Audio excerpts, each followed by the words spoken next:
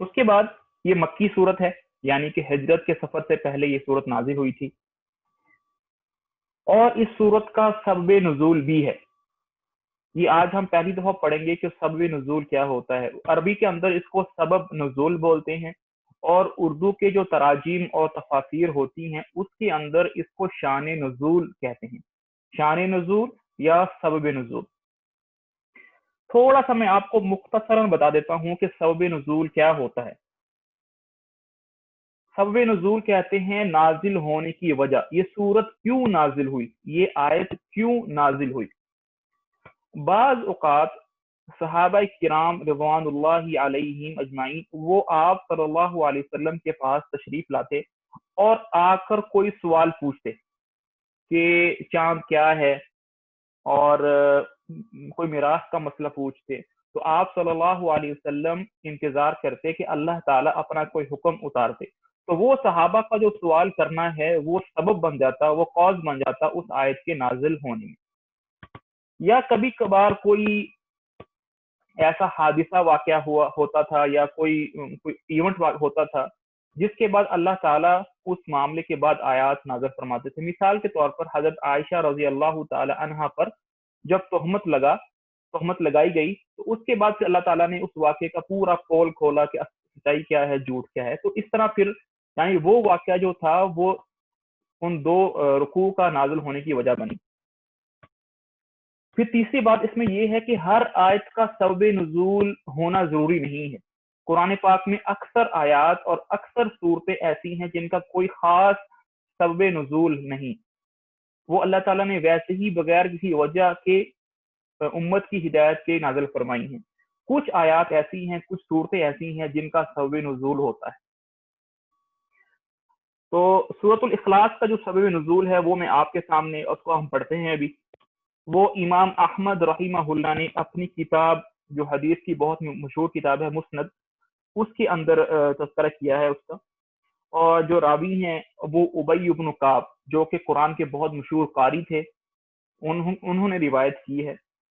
وہ فرماتے ہیں کہ ان المشرکین قالوا للنبی صلی اللہ علیہ وسلم یا محمد، کہ مشرکین مکہ وہ آپ صلی اللہ علیہ وسلم کے پاس آئے اور کہنے لگے ان سب لنا ربک، کہ آپ جو ہیں اپنے اللہ کا کوئی نسب بیان کریں، کہ ان کا فیملی بیک گراؤنڈ کیا ہے، تو ان کا نسب حسب کیا ہوتا ہے، کیونکہ عرب کے اندر یہ بڑا اہتمام کرتے تھے کہ وہ اپنے حسب اور نسب پر بڑا فخر اور غرور کرتے تھے کہ ہم بڑے اونچے خاندان سے ہیں۔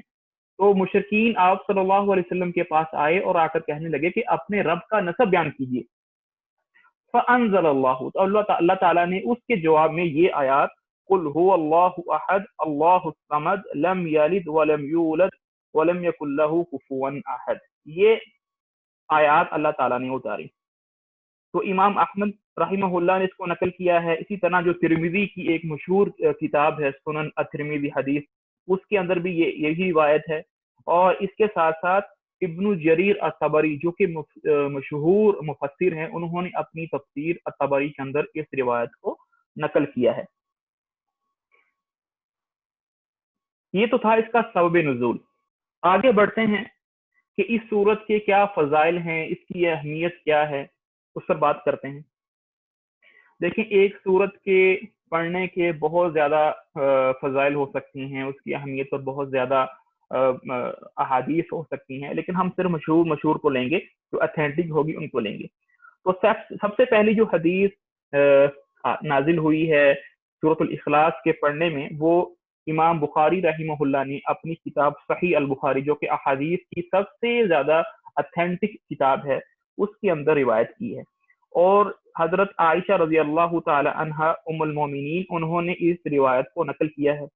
وہ فرماتی ہیں ان نبی صلی اللہ علیہ وسلم بعث رجلا علی سریہ، کہ آپ صلی اللہ علیہ وسلم نے ایک صحابہ کا ایک لشکر، چھوٹا لشکر وہ بھیجا، اور ایک آدمی کو ان پر امیر مقرر کر دیا، ان کا سردار مقرر کر دیا۔ وَكَانَ يَقْرَأُ لِأَصْحَابِهِ فِي صَلَاتِهِ، تو وہ جو سردار تھے، جو وہ جماعت کی سے نماز پڑھاتے تھے، وہ ان کے امام بنتے تھے۔ فَيَخْتَمُ بِقُلْ هُوَ اللَّهُ أَحَدٌ، تو کیا کرتے تھے جب نماز پڑھاتے تھے تو پہلی رکعت کے اندر سورۃ الفاتحہ پڑھتے تھے، اس کے بعد کوئی اور سورت پڑھتے تھے، جب رکوع میں جاتے تھے تو اس سے پہلے سورۃ الاخلاص ضرور پڑھتے تھے، ان کی یہ عادت تھی کہ وہ سورۃ الاخلاص ضرور پڑھتے تھے۔ تو جب وہ لشکر واپس آیا تو تمام لوگوں نے آپ صلی اللہ علیہ وسلم سے اس بات کا تذکرہ کیا کہ جو ہمارے سردار تھے وہ سورۃ الاخلاص دوسری سورت کے ساتھ ضرور پڑھتے تھے۔ تو آپ صلی اللہ علیہ وسلم نے ان لوگوں سے کہا کہ بھئی تم اپنے سردار سے خود ہی پوچھو کہ وہ ایسا کیوں کرتے تھے۔ تو پھر انہوں نے اپنے پوچھا سردار سے کہ آپ ایسا کیوں کرتے تھے، تو وہ جو سردار تھے انہوں نے فرمایا لِأَنَّهَا صِفَةُ الرحمن، کیونکہ اس کے اندر رحمان کے اوصاف بیان کیے ہیں اور مجھے یہ سورت پڑھنا بہت زیادہ پسند ہے، مجھے یہ سورت پڑھنا بہت زیادہ پسند ہے۔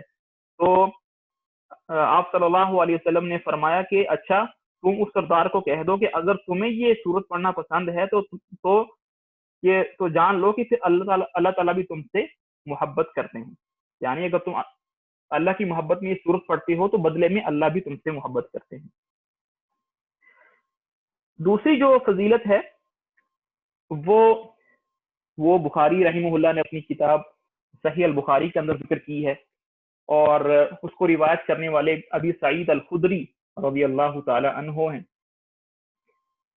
ان کے بارے میں آتا ہے کہ انہوں نے ایک آدمی کو قل هو اللہ احد یعنی یہ سورت پڑھتے ہوئے سنا، اور وہ جو آدمی ہے وہ بار بار سورۃ الاخلاص کو دہرا رہا تھا، بار بار پڑھ رہا تھا۔ تو جب صبح ہوئی تو یہ آپ صلی اللہ علیہ وسلم کے پاس آئے اور آ کر تذکرہ کیا اس شخص کا کہ بھائی وہ آدمی تو بڑا بار بار اس کو سورت کو پڑھ رہا تھا، یعنی کہ وہ اپنے دل میں یہ سمجھ رہے تھے کہ یار یہ تو چھوٹی سی سورت ہے، اس کو بار بار پڑھنے کی کیا ضرورت ہے، یعنی کہ وہ اس کی اہمیت کو کم کرنا چاہ رہے تھے، ان کے دل میں اس کی اہمیت نہیں تھی۔ تو آپ صلی اللہ علیہ وسلم نے فرمایا والذی نفسی بیدی، کہ قسم ہے اس ذات کی جس کے ہاتھ میں میری جان ہے، انہا لتعدل ثلث القرآن، کہ سورۃ الاخلاص جو ہے وہ 3 یعنی کہ 1/3 قرآن کے برابر ہے۔ قرآن کے اگر 3 حصے کر لیے جائیں تو ایک حصہ جو ہے وہ سورۃ الاخلاص ہے۔ ابو داؤد نے اور نسائی نے بھی اس کو اپنی کتابوں میں ذکر کیا ہے، یعنی کہ اگر ہم سورۃ الاخلاص کو ایک دفعہ پڑھ لیں گے تو 1/3 قرآن پڑھنے کا ثواب ہمیں ملے گا۔ تو انشاءاللہ آج کی مجلس میں ہم 3 دفعہ پڑھیں گے انشاءاللہ، تو اللہ کی ذات سے امید ہے کہ بہت زیادہ ثواب ملے گا۔ یہاں پر ایک میں بہت ہی خوبصورت نقطہ آپ کے سامنے ذکر کروں گا، تو آپ یاد رکھیں تو بڑا فائدہ ہوگا اس سے، کہ سورۃ الاخلاص کا جو ثواب ہے وہ 3/3 قرآن کے برابر کیوں ہے؟ وہ اس لیے ہے کہ قرآن کے جو 3 جامع موضوعات ہیں وہ ہیں اللہ، ایمان اور آخرت اور نبوت۔ یہ 3 میجر پوائنٹ ہے جس کو قرآن ڈسکس کرتا ہے، اور اس کے آگے تفاصیل آتی ہیں، لیکن میجر پوائنٹ جو ہیں وہ 3 ہیں، ایک توحید ہے، ایک نبوت ہے اور ایک آخرت ہے۔ تو اس صورت میں صرف توحید کو بیان کیا ہے، یعنی کہ 3 پوائنٹس میں سے ایک پوائنٹ کو اس کی تفصیل بتائی ہے، اس لیے اس صورت کا جو ثواب ہے وہ ثلث القرآن یعنی کہ 1/3 آف قرآن کے برابر ہے۔ تو اس لیے اس کو ضرور اس کا اہتمام کرنا چاہیے۔ پھر آگے جو ایک اور حدیث ہے جو تیسری اور آخری حدیث ہے فضائل کے اندر، وہ بھی امام بخاری رحمہ اللہ نے اپنی حدیث کی کتاب میں ذکر کی ہے، اور حضرت عائشہ رضی اللہ تعالی عنہا سے مروی ہے۔ حضرت عائشہ رضی اللہ تعالیٰ عنہ فرماتی ہیں کہ کان اذا اوا الى فراشه كل ليله جمع كفيه، کہ جب بھی آپ صلی اللہ علیہ وسلم رات کو سونے وقت اپنے بستر پر تشریف لاتے تو اپنے دونوں ہاتھوں کو ساتھ جوڑ لیتے، جیسے ہم دعا مانگتے وقت دونوں ہاتھوں کو جوڑ لیتے ہیں ایسے جوڑ لیتے۔ ثم نفث فیہما، اور پھر سورۃ الاخلاص یعنی قل هو اللہ احد اور قل اعوذ برب الفلق اور قل اعوذ برب الناس، یہ تینوں صورتیں پڑھ کر اپنی اس ہتھیلی پر پھونک مار لیتے۔ ثم یمسح بہما ما استطاع من جسدہ، تو پھر جہاں جہاں جسم پر آپ صلی اللہ علیہ وسلم کا ہاتھ پہنچ سکتا تھا وہاں وہاں اس کو پھیر لیتے۔ یبدأ بہما علی رأسہ ووجہہ، اپنے چہرے اور اپنے سر سے آغاز کرتے تھے۔ وما اقبل من جسده، اور جو جسم کا سامنے والا سب سے پہلے اپنے سر سے، پھر چہرے سے، پھر اپنے چھاتی پر، اپنے پیٹ پر، پھر بازوؤں پر، پھر پاؤں میں، پھر کمر پر، اس طرح یفعل ذلك 3 مرات، یہ 3 دفعہ ایسے کرتے تھے. تو بھئی ہم بھی آج سے اہتمام کریں کہ ہم بھی سونے سے پہلے انشاءاللہ ان تینوں صورتوں کو پڑھ کر اپنے ہاتھوں پر پھونک مار کر اپنے جسم پر اس کو پھیریں گے. اس کی بہت زیادہ برکات ہیں. پچھلی جو کلاس گزری ہے اس میں ہم نے ان کی فضائل پر بات کر لی. تو فضائل پر بات ہو گئی ہے، ابھی ہم تفسیر کی طرف آتے ہیں. تو میں آپ کے سامنے شیئر کر دیتا ہوں کتاب تاکہ ساتھ ساتھ ہوتا رہے.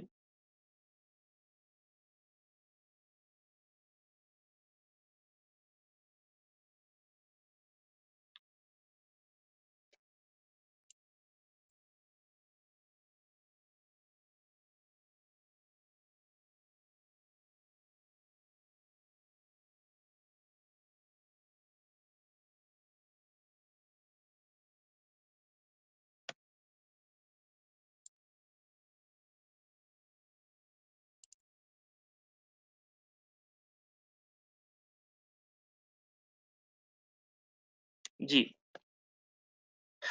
دیکھیں جی، سورۃ الاخلاص اس پر بات کر لی ہے ہم نے، اور یہ مکیہ ہے. اور یہ جو آپ کو رائٹ سائڈ پہ نظر آ رہا ہے نا 112، یہ ہے اس کی ترتیب قرآن پاک میں لکھنے کے اعتبار سے. اور یہ جو آپ کو لیفٹ سائڈ پہ نظر آ رہا ہے 22، یہ ہے قرآن پاک یعنی کہ یہ سورت نازل ہونے کے اعتبار سے. تو یہ جو آسان ترجمہ قرآن ہے اس میں مفتی تقی عثمانی صاحب نے اس کا اہتمام کیا ہے. اکثر تفاسیر کی کتب میں نہیں ہوتا، لیکن ماشاءاللہ یہاں پر اہتمام ہے، تو آپ دیکھ سکتے ہیں. رائٹ سائڈ پہ یہ جو ہے یہ قرآن پاک میں لکھنے کے اعتبار سے ترتیب ہے، اور جو لیفٹ سائڈ ہے یہاں پر یہ نازل ہونے کے اعتبار سے. تو شروع کرتے ہیں. بسم اللہ الرحمن الرحیم. قل هو اللہ احد اللہ الصمد لم یلد ولم یولد ولم یکن له کفوا احد. میں نے تو ایک دفعہ پڑھ لی ہے انشاءاللہ، ایک تھائی قرآن کا ثواب مل جائے گا انشاءاللہ. تو بسم اللہ الرحمن الرحیم کو دیکھتے ہیں پہلے. با کا مطلب ہوتا ہے کے ساتھ، اور یہ اسم ہے یعنی کہ نام. اللہ یعنی کہ اللہ کے نام کے ساتھ. الرحمن جو سب پر مہربان ہے، الرحیم جو نہایت مہربان ہے. آگے چلتے ہیں جی. قل هو اللہ احد، یہ اس کی پہلی آیت ہے. قل کا مطلب ہوتا ہے کہہ دو. یہ ورب ہے یعنی فعل ہے، اور یہ ایک کمانڈ اللہ پاک دے رہے ہیں آپ صلی اللہ علیہ وسلم کو، حکم دے رہے ہیں کہ تم ایسا کہو. قل کا مطلب ہوتا ہے کہو، کہہ دیجئے. کیا کہنا ہے وہ آگے ہے. ہوا کا مطلب ہوتا ہے وہ، انگلش میں کہیں گے ہی، ٹھیک ہے. ہو کون، وہ سے کیا مراد ہے، وہ اللہ. اللہ ساتھ ساتھ ترجمہ جوڑتے جاتے ہیں. کل کہہ دو، ہوا وہ، اللہ وہ اللہ. وہ اللہ یعنی وہ اللہ کیا ہے، کیا بتانا چاہ رہے ہیں اللہ کے بارے میں. آگے اس کی نیوز آگے بتائی ہے، اس کی خبر آگے بتائی ہے. احدن کہ وہ اللہ ایک ہے. کل کا مطلب ہوگا کہہ دیجئے، ہوا کا مطلب ہوگا وہ، اور اللہ کا مطلب ہوگا اللہ. اور احدن سے مراد ہے ایک، اکیلا. تو اس کا باب محاورہ ترجمہ بنے گا کہہ دو، یعنی اے نبی جی کہہ دو کہ وہ اللہ ایک ہے. ایک ہے سے کیا مراد ہے، کس اعتبار سے اللہ ایک ہے. اپنی ذات کے اعتبار سے ایک ہے، یا اپنی صفات کے اعتبار سے ایک ہے، کس اعتبار سے ایک ہے. ہر لحاظ سے اللہ تعالیٰ ایک ہے. یعنی اللہ تعالیٰ کا نہ کوئی وزیر ہے، نہ کوئی مشیر ہے، نہ کوئی اللہ تعالیٰ کا کوئی بیٹا ہے، نہ اللہ تعالیٰ کی کوئی بیوی ہے. ہر اعتبار سے اللہ تعالیٰ ایک ہیں. اور یہ جو احد کا لفظ ہے اس کی خاصیت یہ ہے کہ یہ صرف اللہ تعالیٰ کے لیے بولا جاتا ہے، اللہ کے سوا اور کسی کے لیے نہیں بولا جاتا. اگر کسی کو یہ کہنا ہے تو اس سے پہلے عبد کا لفظ لگا لیں گے، یعنی عبد الاحد کہیں گے.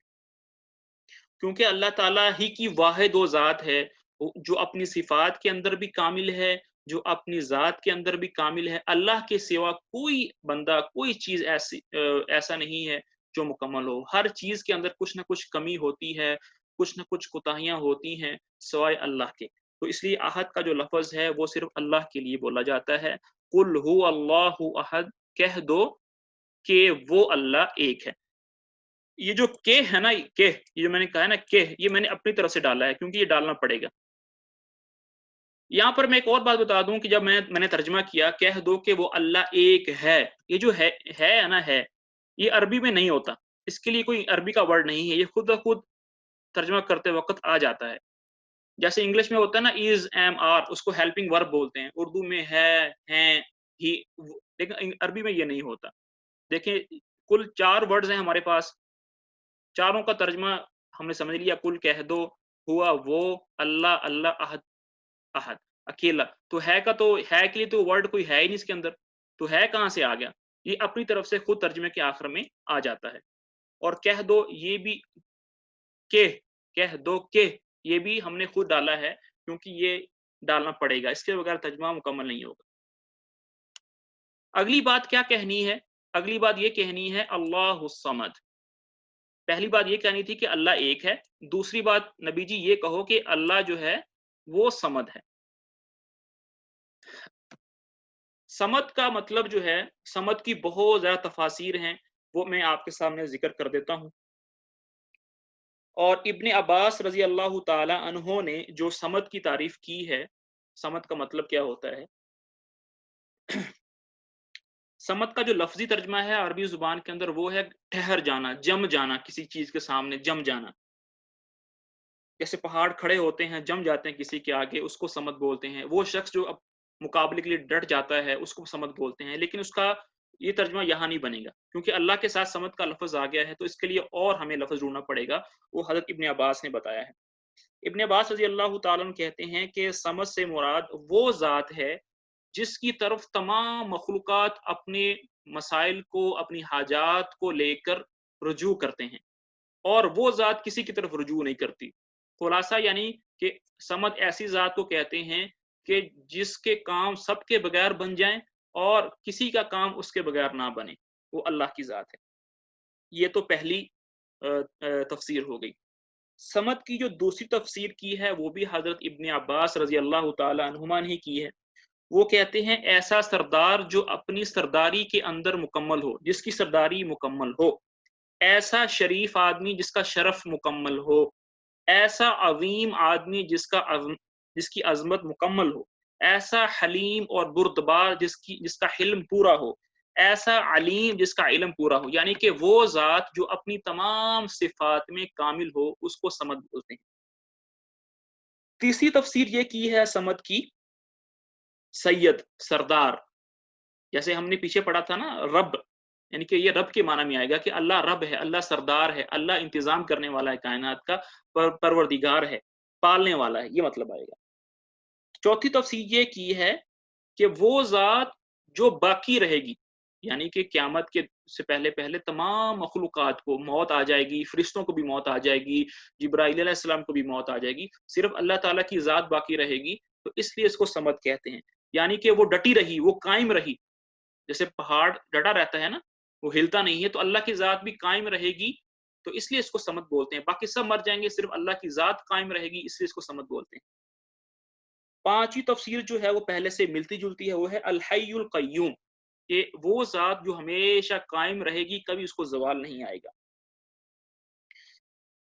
چھٹی تفسیر یہ کی ہے کہ وہ ذات جس کا پیٹ نہیں ہوتا، یعنی کہ اس کا معدہ نہیں ہوتا، اس کا جوف نہیں ہوتا، یعنی اس کو کھانے کی پینے کی ضرورت نہیں ہوتی، یہ تفسیر کی ہے۔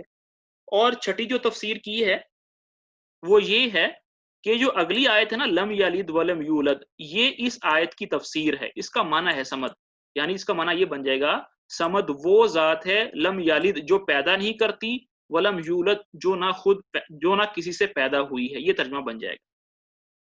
اب اتنے سارے قول ہو گئے ہیں، 7 تفسیریں میں نے کر دی ہیں صمد کی، تو کون سی تفسیر زیادہ اتھینٹک ہے، کون سی تفسیر زیادہ قریب ہے؟ تو مفسرین نے لکھا ہے یہ تمام تفاسیر جو ہیں یہ سب کا جا کر اینڈ ایک ہی ہوتا ہے کہ اللہ جیسا کوئی نہیں ہے، اللہ کی ذات جو ہے وہ احد ہے۔ یہ تمام جتنی بھی تفاسیر میں نے کی ہیں ان کا جو اینڈ پوائنٹ ہے وہ ایک ہی نکلتا ہے کہ اللہ جو ہے اس جیسا کوئی نہیں ہے، وہ اپنی ذات میں بھی کامل ہے، اپنی صفات میں بھی کامل ہے۔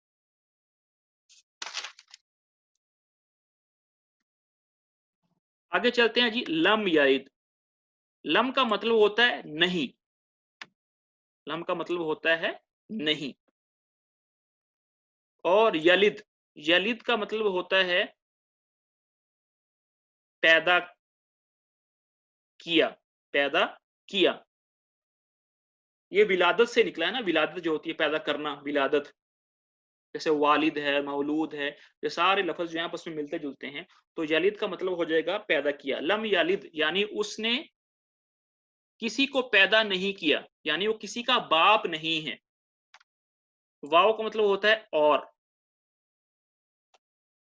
لم کا مطلب ہوتا ہے نہیں۔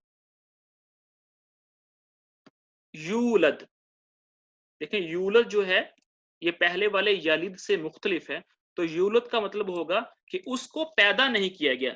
جیسے وہ انگلش میں مجھے یاد نہیں آ رہا، جیسے وہ ہوتا ہے نا کہ ایکٹیو وائز اور پیسو وائز، شاید اس طرح کا یہ بنتا ہے کہ لم یلد اس نے کسی کو پیدا نہیں کیا گیا، پیدا نہیں کیا، ولم یولد اور اس کو پیدا نہیں کیا گیا۔ کیا مطلب کہ اللہ تعالیٰ کسی کے بیٹے بھی نہیں ہیں، نہ وہ کسی کے باپ ہیں اور نہ وہ کسی کے بیٹے ہیں، نہ انہوں نے کسی کو جنا ہے، پیدا کیا ہے، اور نہ ان کو پیدا کیا گیا ہے، ان کو جنا گیا ہے۔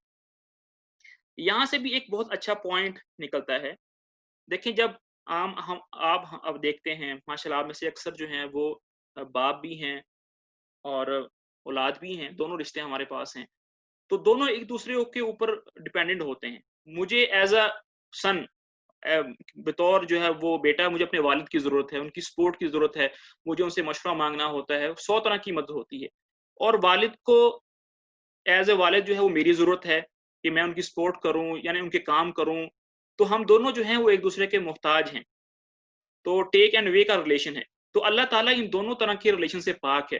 خلاصہ یہ ہے کہ اللہ تعالیٰ کسی کا محتاج نہیں ہے، جو ہمارے اندر جو ریلیشن ہوتے ہیں اللہ تعالیٰ میں اس کوئی ریلیشن نہیں ہے، تو اللہ تعالیٰ جو ہیں وہ پاک ہیں۔ آگے چلتے ہیں، وا کا مطلب ہوتا ہے اور لم کا مطلب ہوتا ہے نہیں۔ یہ جو بار بار لفظ آ رہے ہیں نا، یہ میں انشاءاللہ اس کے نوٹس بنا رہا ہوں، ہر کلاس کے بعد میں اپڈیٹ کر دیا کروں گا اسی لنک پر جو میں نے آج بھیجا ہے۔ تو جو لم ہے یہ مطلب ہوتا ہے لا، نہیں۔ ولم یکن، یکن کا مطلب ہوتا ہے نہیں ہے۔ لام، لام کا مطلب ہوتا ہے اس کے لیے، سوری لام کا مطلب ہوتا ہے کے لیے، اور ہو کا مطلب ہوگا اس کے لیے۔ ہو کا مطلب ہے ہو، یعنی کہ ہم کہتے ہیں نا، اس کے لیے۔ ولم یکن لہو، نہیں ہے اس کا کفون، کف کہتے ہیں پلے دار، برابر کا۔ فقہ کی کتابوں کے اندر اکثر جب ہم شادی کے مسائل پڑھتے ہیں نا، تو اس میں ایک مسئلہ یہ پڑھتے ہیں کہ جو لڑکا ہے وہ لڑکی کا کف ہونا چاہیے، یعنی کہ اس کا ہم پلہ ہونا چاہیے دین کے اعتبار سے، کہ اگر لڑکا جو مسلمان ہے تو لڑکی مسلمان ہونا چاہیے، اور اگر جو ان کا فائنینشیل اسٹیٹ ہے وہی اور لڑکی کی ہونی چاہیے، تو اس کو کہتے ہیں ہم پلہ، کف۔ تو کف کا مطلب کریں گے ہم پلہ۔ تو نہیں ہے اللہ کا ہم پلہ، کون؟ احدن، کوئی بھی، کوئی بھی۔ ایک ہوتا ہے واحد، واحد کا مطلب ہوتا ہے ایک ہوتا ہے احد، کوئی بھی نہیں۔ تو اللہ تعالیٰ کا کوئی ہم پلہ نہیں، اس کی صفات میں، اس کی ذات میں کوئی بھی اللہ تعالیٰ کا مقابلہ نہیں کر سکتا۔ یہاں پر آگے ترجمہ پڑھنے سے پہلے میں یہاں پر ایک حدیث ذکر کر دوں جو کہ سورۃ الاخلاص کے بارے میں ہے۔ وہ یہ ہے کہ صحیح البخاری کے اندر وہ حدیث ہے، اور امام بخاری رحمہ اللہ نے اس کو ذکر کیا ہے۔ وہ حدیث میں آتا ہے کہ اللہ تعالیٰ سے بڑھ کر کوئی بھی صبر کرنے والا نہیں ہے، اللہ تعالیٰ سے بڑھ کر کوئی بھی صبر کرنے والا نہیں۔ کیوں؟ اللہ تعالیٰ کو کون یعنی کہ مصیبت پہنچا رہا ہے، اللہ تعالیٰ کو کون اذیت دے رہا ہے؟ فرمایا کہ انہم یجعلون لہ ولدا، کہ جو مشرکین ہیں، جو ناسمجھ لوگ ہیں، وہ کہتے ہیں کہ نعوذ باللہ اللہ تعالیٰ کا بیٹا ہے، فرشتوں کو اللہ تعالیٰ کی بیٹیاں کہتے ہیں، عزیر علیہ السلام کو وہ اللہ کا بیٹا کہتے ہیں، اور حضرت عیسیٰ علیہ السلام کو نعوذ باللہ وہ کہتے ہیں کہ یہ اللہ تعالیٰ کے بیٹے ہیں۔ تو یہ جو مشرکین ہیں، عیسائی ہیں اور یہودی ہیں، یہ جو ناسمجھ لوگ ہیں، یہ کہتے ہیں کہ نعوذ باللہ اللہ تعالیٰ کا بیٹا ہے۔ تو یہ اللہ تعالیٰ کو تکلیف پہنچانے کے برابر ہے کہ جو ایسا قول کہے گا وہ اللہ کو تکلیف پہنچا رہا ہے۔ لیکن اس تکلیف کے باوجود اللہ کیا کر رہے ہیں کہ اللہ تعالیٰ ان کو رزق بھی دے رہے ہیں، ان کو نعمتیں بھی دے رہے ہیں، تو اللہ سے بڑھ کر صبر کرنے والا اور کوئی نہیں۔ دوسری حدیث میں امام بخاری رحمہ اللہ نے ذکر کی ہے اور روایت کرنے والے ہیں وہ ابی ہریرہ رضی اللہ تعالی عنہ۔ آپ صلی اللہ علیہ وسلم فرماتے ہیں کہ اللہ تعالیٰ جو ہیں وہ شکوہ کر رہے ہیں، یہ حدیث قدسی ہے، اس میں اللہ تعالیٰ شکوہ کر رہے ہیں، کہتے ہیں کذبنی ابن آدم ولم یکن لہ ذالک، کہ ابن آدم نے مجھے جھٹلایا اور اس کو ایسا کرنا نہیں چاہیے تھا، اس کا حق نہیں بنتا تھا کہ مجھے جھٹلاتا۔ وشتمنی ولم یکن لہ ذالک، اور ابن آدم نے مجھے گالی نکالی، مجھے برا بھلا کہا، اور اس کو ایسا کرنا نہیں چاہیے تھا۔ رہی بات جھٹلانے کی کہ کیسے جھٹلایا، ایسے جھٹلایا کہ آدمی کہتا ہے لن یعیدنی کما بدأنی، کہ اللہ تعالیٰ کبھی بھی موت کے بعد زندہ نہیں کریں گے۔ مشرکین کہتے ہیں، یہ جو ایتھسٹ لوگ ہیں، جن کا یہ عقیدہ یہ ہے کہ مرنے کے بعد ہم دوبارہ زندہ نہیں ہوں گے، حالانکہ دوسری دفعہ زندہ کرنا پہلی دفعہ زندہ کرنے کی نسبت زیادہ آسان ہے۔ تو جب لوگ یہ کہتے ہیں کہ اللہ تعالیٰ دوبارہ نہیں لوٹا سکتے انسان کو، تو گویا اس نے اللہ کی تکذیب کر دی۔ اور بنی آدم نے مجھے گالی کیسے نکالی، وہ اس طرح نکالی یہ کہہ کر کہ نعوذ باللہ اللہ تعالیٰ نے بیٹا بنا لیا ہے۔ تو جب لوگ یہ کہتے ہیں کہ نعوذ باللہ اللہ تعالیٰ کا بیٹا ہے، گویا کہ وہ اللہ تعالیٰ کو گالی نکال رہے ہیں۔ پھر اللہ تعالیٰ فرماتے ہیں وَأَنَا الْأَحَدُ، میں اکیلا ہوں، الصمد، صمد ہوں، الذی لم یلد، جس نے کسی کو جنا نہیں ہے، ولم یولد، اور نہ وہ خود جنا گیا ہے، ولم یکن لہ کفوا، اور نہ ہی کوئی اس کا ہم پلہ ہے۔ امید ہے کہ آپ کو یہ سمجھ میں آگی ہوگی۔ اگر کوئی بات ہے تو انشاءاللہ کوسچن آنسر سیشن میں ہم دیکھ لیں گے۔ آگے جو ہم اس کا با محاورہ ترجمہ دیکھتے ہیں تو زیادہ انشاءاللہ بات سمجھ میں آ جائے گی۔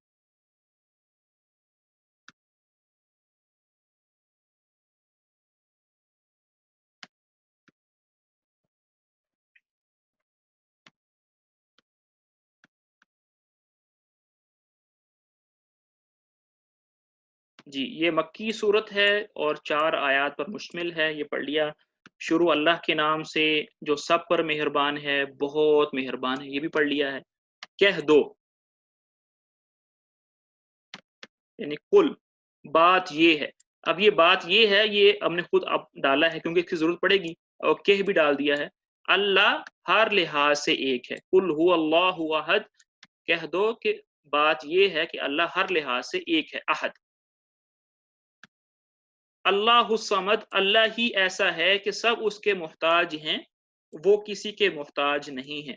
یعنی جو حضرت ابن عباس رضی اللہ تعالیٰ عنہ نے جو پہلی تفسیر کی تھی نا کہ سب اللہ کے محتاج ہیں اور وہ کسی کا محتاج نہیں ہے، تو مفتی تقی عثمانی صاحب نے اس تفسیر کو لیا ہے۔ اللہ ہی ایسا ہے، سب اس کے محتاج ہیں، وہ کسی کا محتاج نہیں ہے۔ لم یلد، نہ اس کی کوئی اولاد ہے، ولم یولد، اور نہ وہ کسی کی اولاد ہے، یعنی نہ وہ کسی کے باپ ہیں اور نہ وہ کسی کے بیٹے ہیں۔ ولم یکن لہ کفوا احد، اور اس کے جوڑ کا کوئی بھی نہیں، یعنی کوئی اس کا ہم پلہ نہیں، کوئی اس کے برابر کا نہیں۔ نیچے اس کے دیکھ لیتے ہیں کچھ تفاصیل جو لکھی ہیں تقی صاحب نے، وہ دیکھ لیتے ہیں۔ سب سے پہلے اس کا شان نزول لکھا ہے جو ہم نے پڑھ لیا ہے۔ بعض کافروں نے حضور اقدس صلی اللہ علیہ وسلم سے پوچھا تھا کہ آپ جس خدا کی عبادت کرتے ہیں وہ کیسا ہے، اس کا حسب نسب بیان کر کے اس کا تعارف تو کرائیے۔ اس کے جواب میں یہ صورت نازل ہوئی۔ پھر دوسرا عہد کا وہ لکھ رہے ہیں کہ یہ قرآن کریم کے لفظ عہد کا ترجمہ کرنے کی کوشش کی گئی ہے،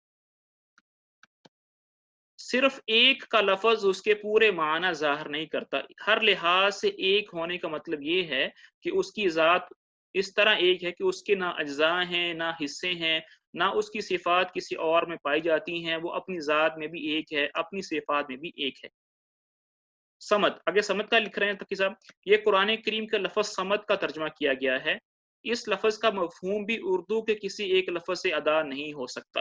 یہاں پر تقی صاحب یہ کہنا چاہ رہے ہیں کہ اردو لینگویج کے اندر یہ طاقت نہیں ہے، یہ حوصلہ نہیں ہے کہ وہ صمد کے لفظ کو بیان کر سکے، کیونکہ بعض جو لینگویج ہوتی ہیں جب اس کا ٹرانسلیشن کرتے ہیں اس کی، تو اس کے لیے کوئی پراپر دوسرا لفظ ملتا نہیں ہے، تو پھر ملتا جلتا جو لفظ ہے جس سے کچھ نہ کچھ میننگ ادا ہو جائے اس کو اختیار کر لیا جاتا ہے۔ تو عربی میں صمد اس کو کہتے ہیں جس سے سب لوگ اپنی مشکلات میں مدد کے لیے رجوع کرتے ہیں اور سب اس کے محتاج ہوں اور وہ خود کسی کا محتاج نہ ہو۔ عام طور سے اختصار کے پیش نظر اس لفظ کا ترجمہ بے نیاز کیا جاتا ہے۔ ہم کہتے ہیں نا اللہ بے نیاز ہے، تو اختصار کے پیش نظر بے نیاز کا مطلب یہی ہوتا ہے کہ بے نیاز یعنی کہ وہ بندہ یار بڑا بے نیاز ہے، یعنی اس کو کسی کی ضرورت نہیں ہے، کسی کی پرواہ نہیں ہے۔ تو اللہ بے نیاز ہیں کہ اللہ کو کسی کی ضرورت نہیں ہے اور سب کو اس کی ضرورت ہے، لیکن وہ صرف اس کی ایک پہلو کو ظاہر کرتا ہے، وہ کسی کا محتاج نہیں ہے، لیکن یہ پہلو اس میں نہیں آتا کہ سب اس کے محتاج ہیں۔ ہاں، تو آئندہ کے بعد ترجمہ جو ہے ہم یہ کریں گے کہ سب اس کے محتاج ہیں، وہ کسی کا محتاج نہیں ہے۔ اس لیے یہاں ایک لفظ سے ترجمہ کرنے کی بجائے اس کا پورا مفہوم بیان کر دیا ہے۔